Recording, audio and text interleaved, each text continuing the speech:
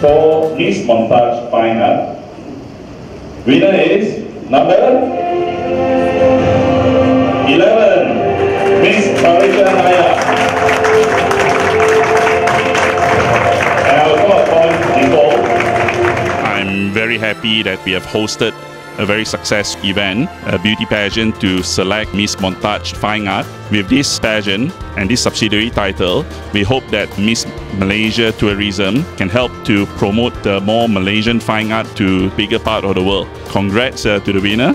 Hope that more can be done and more can be achieved in future years. Thank you very much. Thank you very much to all the judges and sponsors for this opportunity. This is an absolute honor today. This place is absolutely beautiful and I've been really blessed to have been given this award. Thank you very much.